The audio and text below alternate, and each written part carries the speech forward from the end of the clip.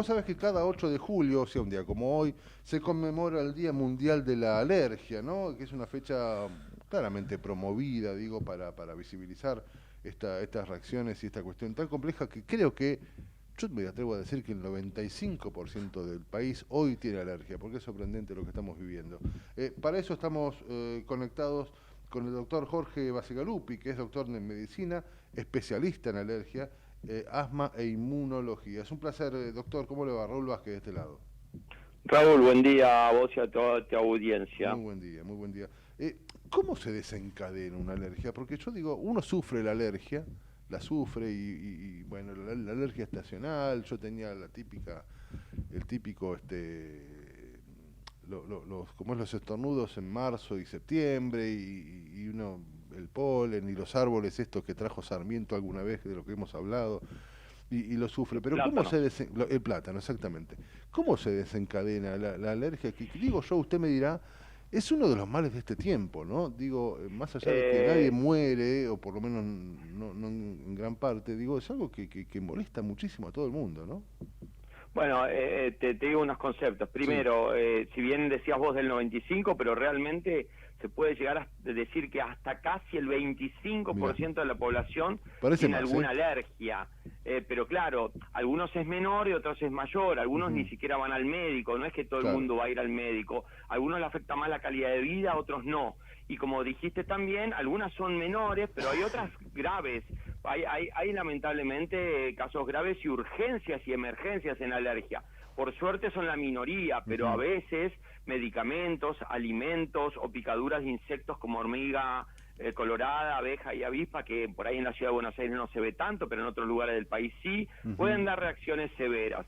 Y como decías, el tema es que son personas predispuestas, es decir, en general heredaron la alergia por Ajá. un mecanismo, valga la pena, genético, hereditario, y el ambiente en el que se mueven, según lo que respiran, según lo que comen, lo que los toca, lo que los pica, lo que tomen, pueden desencadenar una alergia, pero reitero, para eso tiene que haber una conjunción entre la herencia, el aparato inmunológico Ujú. especial que reacciona en forma anormal, exagerada en estos pacientes. A lo demás, comen lo mismo, toman lo mismo, les toca lo mismo y no les pasa nada, pero al paciente Ujú, alérgico responde mal, ujú. y ahí da los síntomas, algunos de los cuales vos dijiste. Claro, claro. No hace mucho leí que el cambio climático no solo hace mal a la humanidad en cuanto a lo que todos sabemos, ¿no? El clima que cambia, la temperatura de la tierra y demás, sino que inclusive, yo digo porque soy un alérgico en recuperación desde chico y siempre he sufrido bastante, hoy mismo tengo la garganta complicada. Dicen que el cambio climático, a ver si lo digo bien, ¿no? Potencia de alguna forma la exposición a los pólenes. ¿Qué pasa con el polen? Se extiende su temporada de emisión, digamos, están con el aire Tal mucho cual. más tiempo. Esto Exactamente. es así porque yo Sí, noto sí, que esto se sí. va de la cuestión estacional. Es así, es absolutamente así. Hay estudios muy contundentes que demuestran, incluso en el hemisferio norte, estudios muy serios en Estados Mm, Unidos. Recuerdo uno en la frontera con Canadá, en la frontera con México, que hacen que el calentamiento global en general ha hecho que determinada planta, ya sea árbol, pasto o planta en sí mismo, digo, empiece antes el periodo de polinización claro. y se prolongue. Por otro lado, también la polución hace que las plantas también se defiendan y también de alguna manera se reproducen más. Y Claro. después también la polución capta los pólenes y hace como una especie de combinación que los deja más tiempo en el aire. Ujú. Entonces hay distintas maneras de respuesta. Después otra también que hay, por ejemplo, en Buenos Aires lo vemos. Ahora vemos que hay alérgicos a un ácaro que era del clima subtropical. Cuando yo era más Ah, mira. joven, tenía pacientes que venían de Formosa, de Paraguay, de Corrientes, alérgicos a ese ácaro, pero en la ciudad de Buenos Aires nadie con clima templado lo tenía.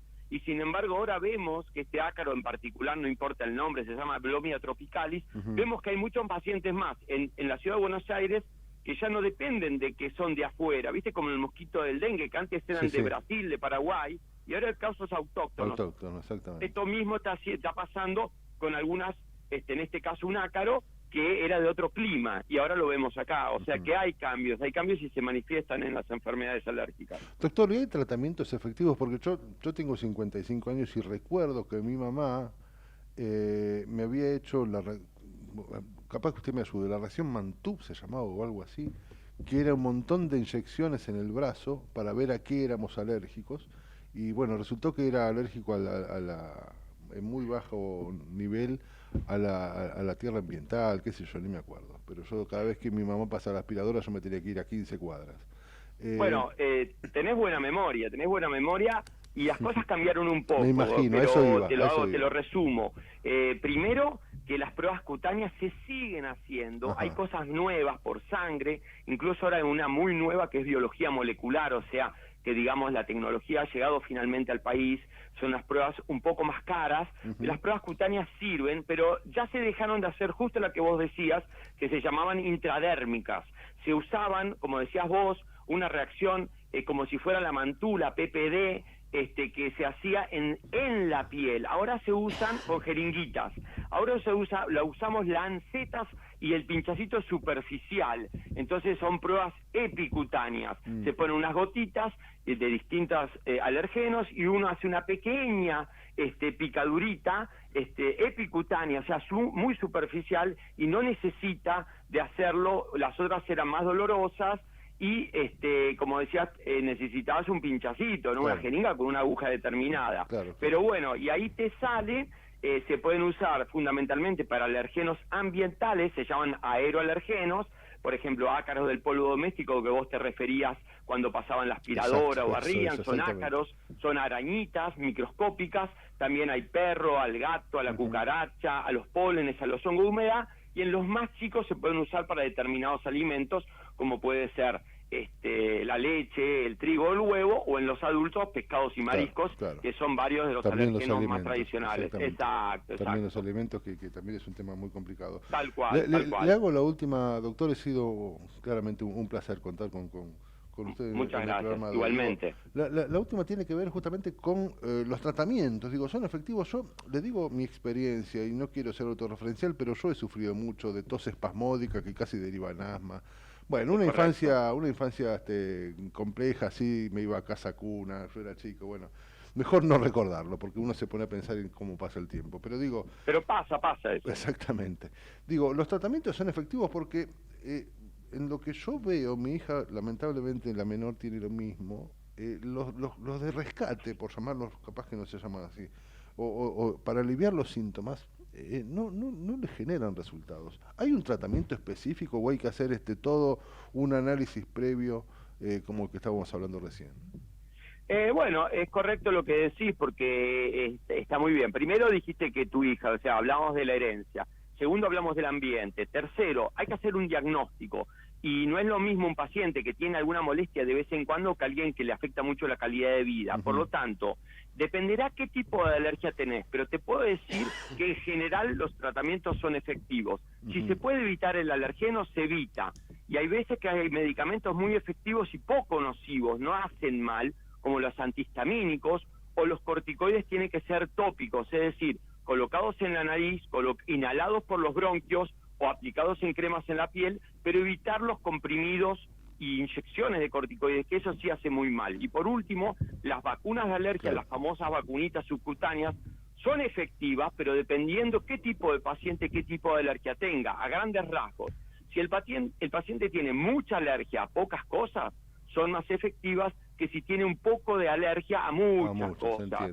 Y segundo, ahora hay también vacunas sublinguales, es decir, en vez de pinchacito semanal, se colocan debajo de la lengua en forma de gotas o aerosoles y son bastante efectivas en forma diaria, es decir, una pinchacito por semana, y esas, dependiendo del alergeno, para grandes rasgos de nuevo, si el paciente es alérgico a pólenes, a ácaros, a epitelio de gato, anda mucho mejor. Si el paciente es alérgico a hongos de humedad, a cucaracha y a perro, anda no tan bien, pero dependerá de cada paciente en particular. Entiendo. Doctor, le agradezco realmente muchísimo por este ratito con ustedes. Muy interesante lo que nos viene contando sobre la alergia, justamente en un día como hoy, que se festeja, se conmemora de alguna forma el Día Mundial de la Alergia. Le agradecemos mucho, ¿eh? No, muchísimas gracias a ustedes y quedo a disposición. Saludos a todos. Gracias, abrazo grande. Era el doctor Jorge Bacigalupi, alergista, doctor en medicina y especialista justamente también en asma e inmunología.